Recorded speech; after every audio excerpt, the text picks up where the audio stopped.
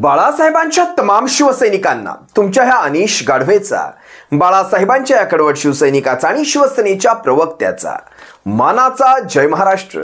अजूनही शिवसेना एक वादळ या आपल्या हक्काच्या माध्यमाला शिवसैनिकांना सबस्क्राइब करायचं राहून गेलं असेल तर तुम्हा सर्व शिवसैनिकांना कळकळीची विनंती करतो, आत्ता ताबडतोब शिवसेना एक वादळ आपण सर्वांनी लाखोंच्या संख्येने सबस्क्राइब जरूर करावं.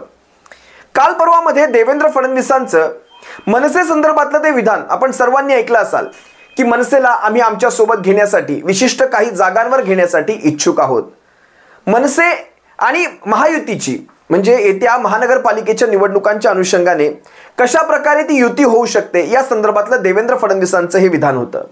पण देवेंद्र फडणवीस ही व्यक्ती किती चतुर आहे पहा ना. या चतुर व्यक्तीने विधानसभा निवडणुकांच्या आसपास एक विधान केलं होतं की या महायुतीमध्ये या मनसेला कुठलंही स्थान नसणार आहे किंवा मनसेसाठी देयर इज नो स्पेस. आणि त्यांची चतुरगिरी पहा, हे सगळं त्यांनी हिंदी मीडिया समोर केलं. म्हणजे ज्या उत्तर भारतीय समाजामध्ये किंवा परप्रांतीयांमध्ये मनसे संदर्भात एक वेगळं वातावरण आहे त्यांच्यापर्यंत हा मेसेज क्लिअर जावा यासाठी त्यांनी मराठी मीडियावर अशा प्रकारची वक्तव्य न करता हिंदी मीडियावर जाऊन अशा प्रकारचं स्टेटमेंट दिलं होतं की there is no space in Mahayuti for MNS. आणि आता मुंबई महानगरपालिकेच्या निवडणुकांना डोळ्यासमोर ठेवून विशेषतः त्यांनी हे स्टेटमेंट केलं की मनसेला आम्ही किंवा मनसे किंवा आमचे विचार जुळत आहेत. अनेक जागांवर आम्ही म्हणजे काही विशिष्ट अशा जागा आहेत जिथे आम्ही मनसेची ना आमची जर एकी झाली तर आम्ही त्यांना युतीमध्ये घेऊ शकतो. त्यानंतर अनेक जणांच्या प्रतिक्रिया आल्या, विशेषतः गुलाब पाटलाची प्रतिक्रिया असेल आणि आजची विशेष प्रतिक्रिया जिच्यासाठी मी आजचा हा व्हिडिओ करतोय ती आहे रामदास आठवलेंची. आता रामदास आठवलेंची प्रतिक्रिया मी नंतर घेतो, त्या अगोदर गुलाब पाटलांच्या प्रतिक्रियेवर येतो की आम्हाला विचारात घेतल्याशिवाय भारतीय जनता पक्ष, कारण आम्ही युतीचा भाग आहोत आणि आम्हाला विचारात घेतल्याशिवाय भारतीय जनता पक्ष कुठलाही असा निर्णय घेणार नाही कोणालाही घेण्याबाबतचा, कारण आम्ही घटक पक्ष आहोत युतीचे. मला त्यांच्या वादामध्ये जायचं नाही, विषय हा नाही.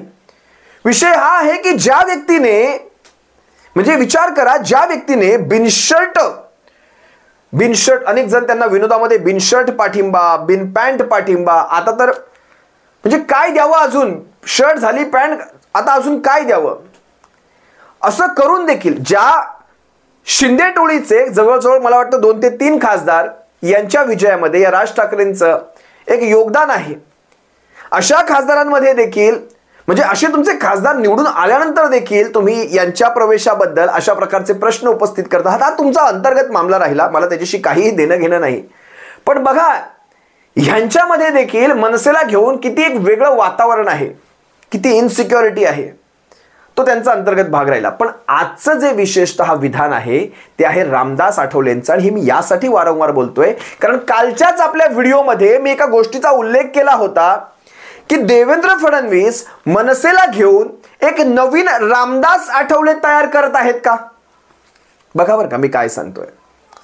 आणि आजच बरोबर रामदास आठवलेंचं ते विधान यावं. आणि रामदास आठवले आपल्या विधानात काय म्हणतायत माहितीये का, तुम्ही ABP माझावर जाऊन रामदास आठवलेंचं हे स्टेटमेंट पाहू शकता. ABP माझावर त्यांची ही बातमी आहे, आता अनेक मीडियांवर येईल असते, पण आता ताजं विधान आहे की महायुतीमध्ये मी असताना राज ठाकरेंची गरज काय. खरं तर हा प्रश्न रामदास आठवले तसे फार मोकळ्या मनाचे आहेत. ते कुठलीही गोष्ट अशी राखून ठेवत नाहीत, सरळ सरळ बोलून दाखवतात. म्हणजे मी कशासाठी आहे तर फक्त एकट्या मुंबई महानगरपालिकेसाठी आहे. मी तुम्हाला कालच ही गोष्ट सांगितली होती. मुंबई महानगरपालिकेमध्ये एकूण 227 वॉर्ड आहेत, 227 नगरसेवक येतात. या 227 नगरसेवकांपैकी विशेषतः 40-42 अशा जागा आहेत जिथे रिपब्लिकन पक्ष किंवा RPI रिपब्लिकन पार्टी ऑफ इंडियाचं एक विशिष्ट असं मतदान आहे. काही ठिकाणी 200 आहे, काही ठिकाणी 300 आहे, काही ठिकाणी 100-150 आहे, काही ठिकाणी 400 असू शकतं. पण अशा 30 ते 45 अशा जागा तुम्ही पकडू शकता. विशेषतः अशा जागा चुनाभट्टी, मानकोट, गोवंडी किंवा कुर्ला असेल, चेंबूर असेल, सायन असेल, असा हा जो काही प्रभाग आहे, धारावी असेल, या सगळ्या प्रभागांमध्ये RPI किंवा अंधेरीचा काही भाग असू शकतो, साकीनाक्याचा, चांदिवलीचा काही भाग असू शकतो, विक्रोळीचा काही भाग आहे. या सगळ्या प्रभागांमध्ये RPIचं एक विशिष्ट मतदान आहे आणि त्यासाठीच फक्त RPIला मुंबई महापालिकेच्या एकमेव निवडणुकीसाठी एक राज्यसभेची खासदारकी आणि केंद्रातलं मंत्रिपद दिलेलं आहे. हे मी कालच्याच माझ्या व्हिडिओत म्हणालो आणि आज आरपीआयच्या अध्यक्षांचं रामदास आठवलेंचं एक स्टेटमेंट आहे की मी असताना ह्यांची गरज काय. म्हणजे एका वेळी एकच शून्यवाला चालू शकतो, शून्यवाला, 0-0. मी अजिबात खिजवून कुठेही दाखवत नाही, पण ज्या प्रकारे हे 0 का सांगावं लागतं, कारण थोडा तरी स्वाभिमान ठेवा रे, थोडा तरी स्वाभिमान ठेवा. लढा लढा लढा. ज्या प्रकारे जसं मनसेला सोबत घेण्याचं स्टेटमेंट काय देवेंद्र फडणवीसांकडनं येतं, मी मनसेच्या काही उतावीळ नेत्यांचे ज्यांनी आधीच गुडघ्याला बाशिंग बांधलेली आहेत त्यांचे काही स्टेटमेंट माझ्या कानावर येतात किंवा मी मीडियावर पाहतो. तशा प्रकारचा काही प्रस्ताव आल्यास आम्ही त्याचा विचार करू, त्या प्रकारे आम्ही त्यांना टाळीला उत्तर देऊ. अरे तुमच्या अध्यक्षांकडनं अशा प्रकारची उत्तर येऊ द्या, तुम्ही कशाला उतावीळ होताय, मनसेचे काही नेते विशेषतः. त्यामुळे हा सगळा प्रकार पाहता तुम्ही देखील पाहाल मनसेच्या कित्येक नेत्यांकडनं हर्षवायू झाला की अशा प्रकारचा एखादा प्रस्ताव यावा आणि काही नाही ते कमीत कमी सत्तेमध्ये जाऊन बसता यावं, या सत्तेची मजा आम्हालाही घेता यावी. मी खरं तर आजच काही मनसेच्या पदाधिकाऱ्यांचे, विशेषतः मला वाटतं घाटकोपरच्या पदाधिकाऱ्यांचे काही शिवसेनेमध्ये प्रवेश झालेले आहेत उद्धव साहेबांच्या उपस्थितीमध्ये. त्याही वेळेस उद्धव साहेबांनी एक वाक्य सांगितलंय की तुम्ही ज्या पक्षातनं आलात त्याच्यावर मला काही बोलायचं नाही, पण तुम्ही ज्या पक्षातनं आलात त्या पक्षाने आधी आपल्या भूमिका तरी स्पष्ट कराव्यात. नेमक्या आपल्या भूमिका काय आहेत. आपण विधानसभेला, म्हणजे मी तुम्हाला जर 14 पासूनचा इतिहास सांगितला, 14ला पाठिंबा, त्यानंतर 19ला विरोध, 24च्या लोकसभेला पाठिंबा, 24च्या विधानसभेला विरोध आणि आता परत पाठिंबा. म्हणजे हे नेमकं हे जे आपण राजस्थानामध्ये ऐकत असतो ना, राजस्थानची जनता एकदा काँग्रेस एकदा भाजप, एकदा काँग्रेस एकदा भाजप, अशा प्रकारचा एक बदल घडवत असते राजस्थानात. आणि मला वाटतं हरियाणामध्ये देखील तो एक ट्रेंड आहे. हे अशा प्रकारचं चालतं का आपलं, एकदा पाठिंबा एकदा विरोध, एकदा पाठिंबा एकदा विरोध. ह्या भूमिका ठरवा. म्हणजे आपल्या भूमिका लोकांना पटल्या नाहीत तर आपण झेंडे बदलतात, आपल्या भूमिका लोकांना पटल्या नाहीत तर आपण झेंड्याचे रंग, झेंड्यावरचे ते लोगो बदलता, त्यानंतर आपण आपले विचार बदलता, तत्व बदलता, सगळं काही बदलून झालं. भारतीय जनता पक्षाचे नेते म्हणतात, आणि ते तुम्ही ऐकून देखील घेता, भारतीय जनता पक्षाचे नेते म्हणतात की मनसे आता हिंदुत्वाकडे चालू लागलेली आहे. कोण म्हणतं? देवेंद्र फडणवीसांचे स्टेटमेंट आहेत, विधानसभेच्या निवडणुकांच्या पूर्वसंध्येचे स्टेटमेंट पहा. मनसे आता हिंदुत्वाच्या दिशेने चालू लागली आहे. म्हणजे मनसे आधी काय होती मग, जी आता हिंदुत्वाच्या दिशेने चालू लागली आहे. बरं, ह्या स्टेटमेंटवर एकाही मनसे नेत्याचं कुठलंही त्याला क्रॉस करतानाचं, ना संदीप देशपांडेचं ना आणखी कुठल्या नेत्याचं स्टेटमेंट माझ्या पाहण्यात तरी आलेलं नाही. म्हणजे मनसे अगोदर कोण होती हे आम्हाला माहित नाही. तुम्ही ऐकून घेणार ह्या गोष्टी. म्हणजे तुम्ही हे नाही म्हणू शकत की भारतीय जनता पक्ष या सगळ्याचं सर्टिफिकेट वाटणारा नेमका आहे तरी कोण, हे प्रश्न तुम्ही विचारू शकत नाही. कारण तुम्हाला त्या उबदार मांड्यांवर बसायचंय, भारतीय जनता पक्षाच्या सत्तेच्या उबदार मांड्यांवर बसायचं आणि सत्तेचा लाभ घ्यायचा आहे. आज रामदास आठवलेंनी जे काही सांगितलेलं आहे अगदी योग्य सांगितलेलं आहे. रामदास आठवले पोटतिडकीने पुढे हे देखील म्हणाले, राज ठाकरेंची हवा गेलेली आहे. या गोष्टीला मी दुजोरा देत नाही. कुठल्याही पक्षाची हवा कधी जात नसते, पक्षांना कधी मरण येत नसतं, फक्त नेतृत्वाने ठरवायचं असतं. आपण ज्या पद्धतीने चाललेलो आहोत बघा, शेवटी पक्षाला वरचा खालचा सगळा काळ पाहावा लागतो, कुठल्याही पक्षाला पाहावा लागतो, पण नेतृत्वाने ठरवायचं असतं भूमिका काय घ्यायच्या आहेत ते. शेवटी लढून तुम्ही बघा, आजही ज्यावेळेस मी पाहिलं राज ठाकरेंचे ज्यावेळेस उमेदवार उभे राहायचे फक्त शिवसेनेच्या विरोधात उभे राहायचे, भाजपाला कधी विरोध नाही किंवा इतर कुठल्या पक्षांच्या विरोधात उमेदवार नाही, पण शिवसेनाच येते. म्हणजे फक्त ह्यांची भूमिका एकच, उद्धव ठाकरे या माणसाचा विरोध करणे, एवढीच काय ती भूमिका. आता विधानसभेच्या निवडणुकींच्या पराभवानंतर ज्यावेळेस मनसेचेच काही नेते, विशेषतः बाळा नांदगावकर असतील, अविनाश जाधव असतील, कित्येक मनसेचे नेते हे देखील सांगत होते की ईव्हीएमवर आम्हाला शंका आहे. आणि दुसऱ्याच दिवशी, म्हणजे पहिल्या दिवशी जर राज ठाकरेंचं तुम्ही ट्विट पाहिलं असाल, अनाकलनीय तुर्तास इतकंच. म्हणजे तुम्हाला पहिल्या दिवशी तुम्हाला अनाकलनीय वाटला आणि तुर्तास इतकंच सांगताय, आणि दुसऱ्या दिवशी एक भलं मोठं ट्विट करताय ज्यात अभिनंदन, तुम्ही मला माझा पाठिंबा फक्त आता तुम्हालाच आहे, देवेंद्र फडणवीस या व्यक्तीला आहे, जो अगोदर पाठिंबा फक्त मला वाटतं नरेंद्र मोदींना पाठिंबा होता अगोदरचा, आता देवेंद्र फडणवीसांना माझा पाठिंबा आहे, फक्त तुमच्यामुळे हा काय तो विजय आलेला आहे. म्हणजे त्याचं श्रेय त्यांना एकनाथ शिंदेंना किंवा अजित पवारांना द्यायचं नव्हतं. त्यानंतर तुमच्यावर माझा वचकही राहील जर तुम्ही महाराष्ट्राच्या हिताच्या विरोधात गेलात तर, पण माझा तुम्हाला 5 वर्ष पाठिंबा आहे. नेमकं तुमचं म्हणजे राजकारणात टायमिंग किती महत्वाचं असतं पहा. राज ठाकरेंचं हे ट्विट काय पडतं, टायमिंग बघा, टायमिंग, राजकारणात टायमिंगला फार महत्व आहे. राज ठाकरेंचं हे ट्विट पडतं आणि दुसऱ्याच दिवशी देवेंद्र फडणवीसांची मीडियासोबत एक मुलाखत होते, मला वाटतं TV9 वर ही मुलाखत होते. आणि या मुलाखतीमध्ये देवेंद्र फडणवीस म्हणतात की राज ठाकरे आणि आमची एकत्र युती होऊ शकते. बघा कशा प्रकारे एकमेकांशी आतून चाललेली ही समेट आहे. आतून सगळं काही आतून चाललेलं असतं.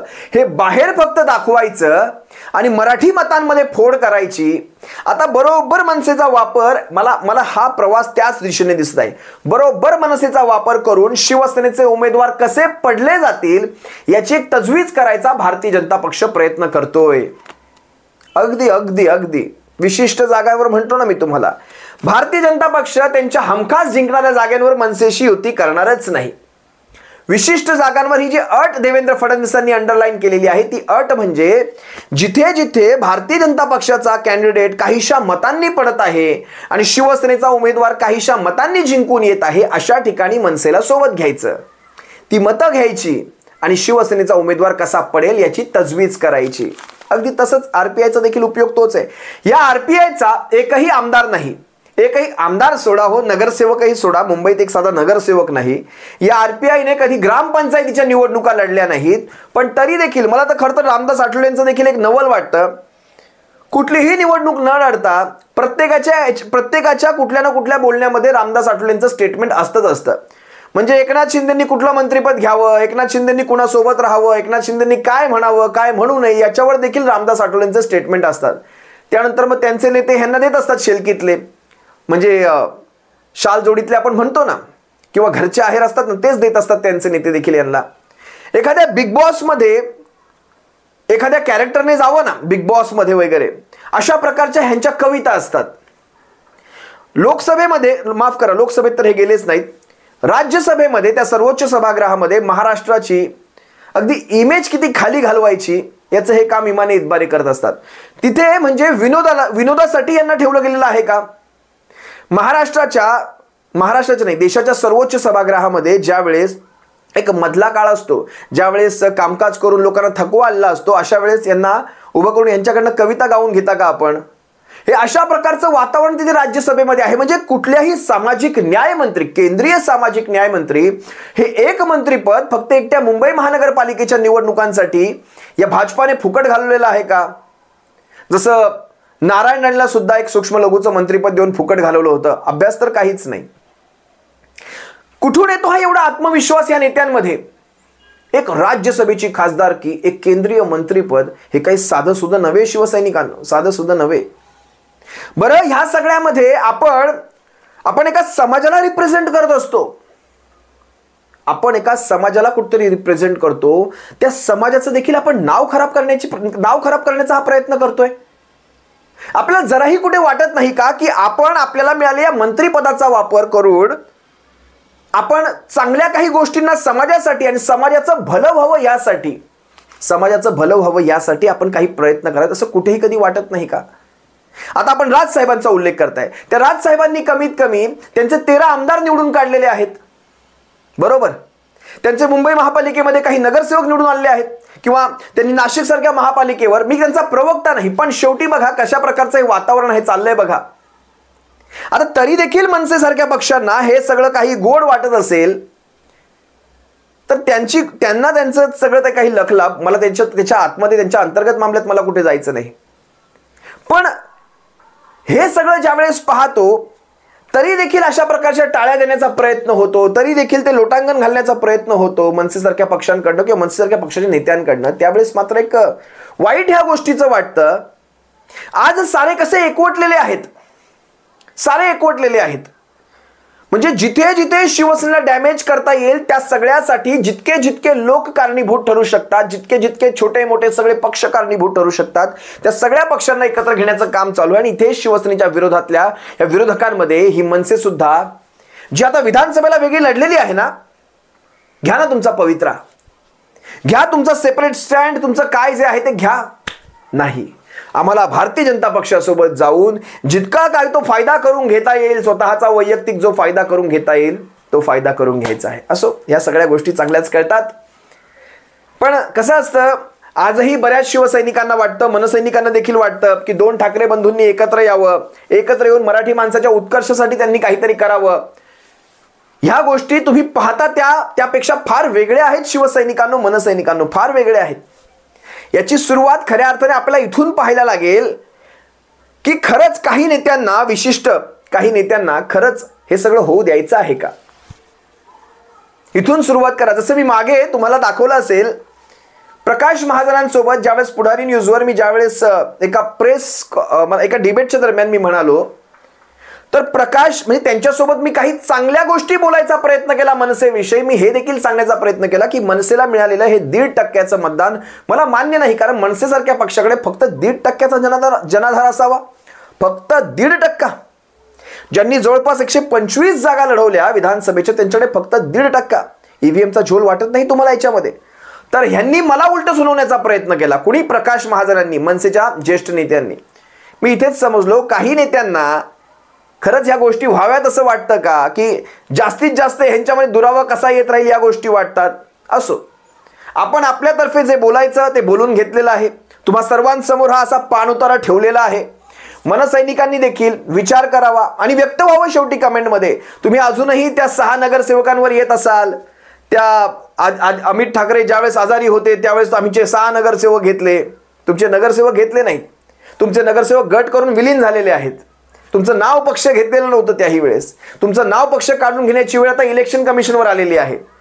ते सुद्धा यांच्या जीवावर तुमचं नाव पक्ष किती टिकेल यासाठी हा सारा प्रयत्न असेल. तर लखलाभ तुम्हाला देखील तुमचं नाव म्हणण्यापेक्षा तुमचं चिन्ह, इंजिन चिन्ह लखलाभ, त्यासाठी जर हा खरा खटाटोप तुम्ही करणार असाल तर लखलाभ. असो, तुम्हा सर्वांची रजा घेतोय. ज्या काही गोष्टी घडतील तुम्हा सर्वांसमोर ठेवण्याचा मी नक्कीच प्रयत्न करेल.